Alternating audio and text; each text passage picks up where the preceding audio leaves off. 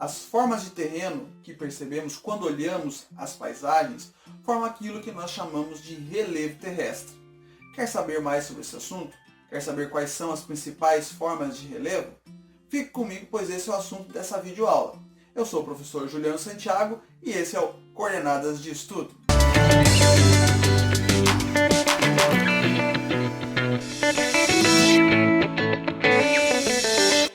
Olá, tudo bem com vocês? Comigo está tudo ótimo.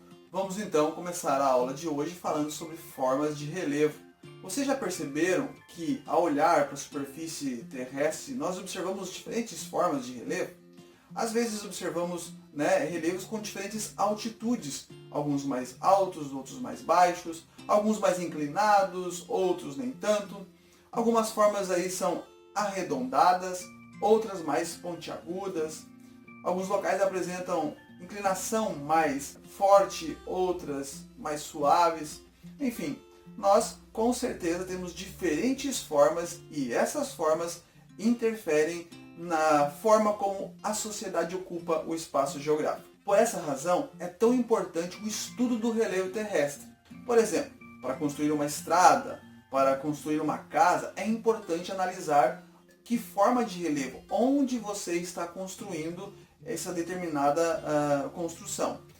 Se de repente o relevo for muito inclinado, for muito íngreme, nós precisaremos de técnicas cada vez mais sofisticadas para poder ocupar esses espaços. E mesmo assim, alguns locais fica impossível a ocupação humana. Vamos conhecer então as 4 principais formas de relevo que nós encontramos na superfície. São elas: montanha, planalto, planície e depressão. Com certeza você já deve ter ouvido falar delas. Então vamos começar falando um pouquinho das montanhas. As montanhas são as partes mais altas do relevo, são as que mais se destacam na superfície quando nós olhamos para ela. Em geral, elas possuem altitudes muito elevadas e suas encostas são muito íngremes, ou seja, são muito inclinadas. O conjunto de montanhas, ou seja, quando nós temos várias montanhas, uma do lado da outra, nós damos o nome de cadeia montanhosa ou cordilheira. Na América do Sul, próximo a nós temos a Cordilheira dos Andes. E a mais alta de todas as montanhas é a que se encontra na Cordilheira do Himalaia, que possui 8.848 metros de altitude. Vale aqui uma diferenciação entre altitude e altura. Altura é aquela que nós medimos, a nossa altura, em relação à base que nós estamos. Então, nós temos 1,76 m, 1,80 m, ou a altura de um edifício, ou seja, do chão até o seu topo. A altitude, quando nós trabalhamos em relação ao relevo, é do topo desse relevo ao nível do mar. Ou seja, então, como se nós traçássemos uma linha do topo até sobre o mar, e aí medíssemos então essa altitude. Então, altitude seria em relação ao nível do mar e altura em relação à base onde você está. Os planaltos. Os planaltos são as áreas mais irregulares do relevo. Nós podemos aí encontrar morros, serras, chapadas. É uma variedade de formas que nós podemos encontrar nos planaltos. Por que isso acontece?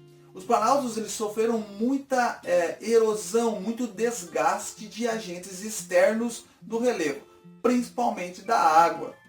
Nós podemos contabilizar também aí o vento, o ser humano, enfim, os outros agentes externos que acabaram desgastando esse relevo e deixando ele bastante irregular. Então, por eles estarem em uma altitude aí, geralmente de 300 a 900 metros de altitude, foi arrancado desse relevo muita matéria sólida, muitos sedimentos. Logo, esses sedimentos foram levados para outro lugar e que vai dar origem a uma outra forma de relevo que eu já vou explicar para vocês.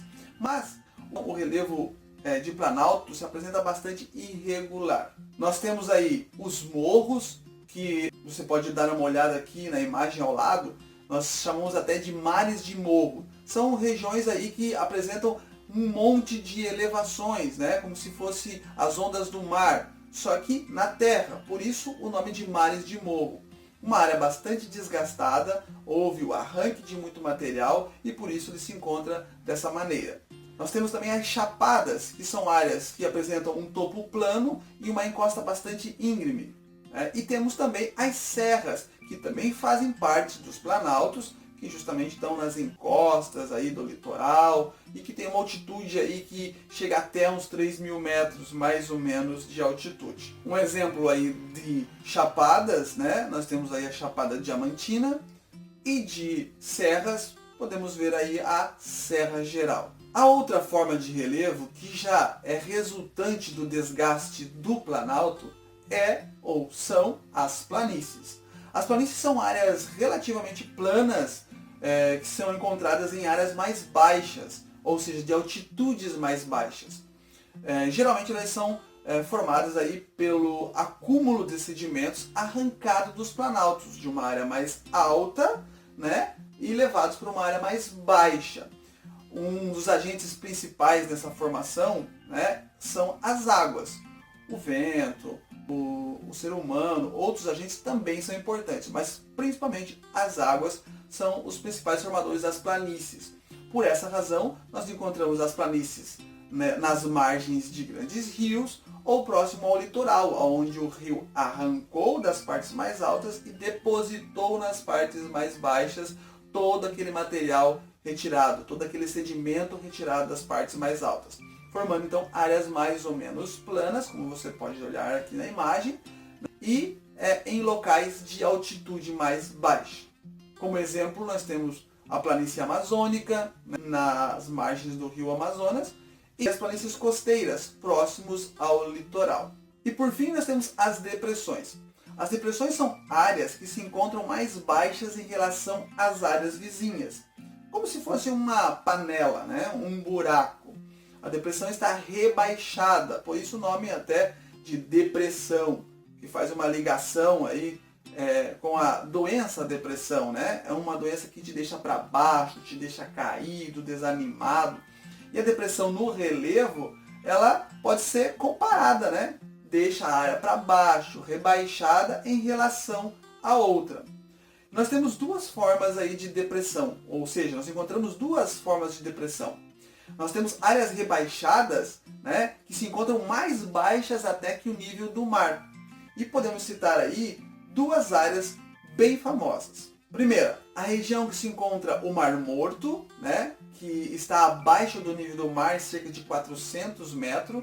Ou seja, nós dizemos então que existe uma depressão absoluta. Ela chega a estar abaixo do nível do mar, porém não recebe a água do mar porque ela está cercada de relevo. Então impossibilita que a água do mar chegue até essa depressão e inunde-a. E o outro exemplo é a área dos Países Baixos, onde nós encontramos a Holanda. É uma outra área de depressão absoluta que se encontra abaixo do nível do mar. Inclusive lá na Holanda eles fazem barreiras, os chamados diques, para bloquear a entrada de água do mar, para que eles possam usar aquela área então que fica seca para agricultura, enfim, para algumas atividades econômicas. A outra forma de depressão que nós temos é a depressão relativa. Então nós temos a absoluta, que está abaixo do nível do mar, e a depressão relativa, ou seja, essa está acima do nível do mar. Essa que nós encontramos em grande quantidade, né, em áreas que estão rebaixadas no relevo terrestre. Geralmente na área de planaltos nós encontramos bastante depressão. O Brasil, por exemplo, é formado em grande parte por planaltos e depressão.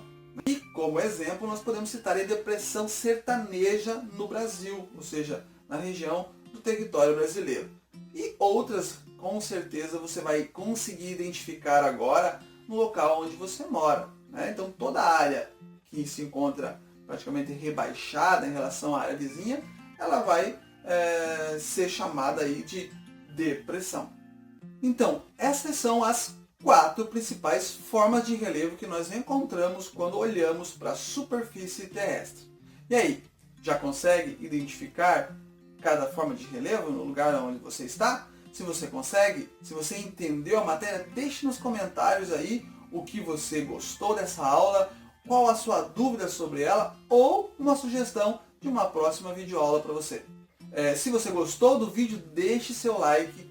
Não se esqueça de se inscrever no canal se você quer continuar recebendo aí outros vídeos importantes, outras coordenadas de estudo. Acione o sininho, compartilhe o vídeo e até a próxima aula. Tchau!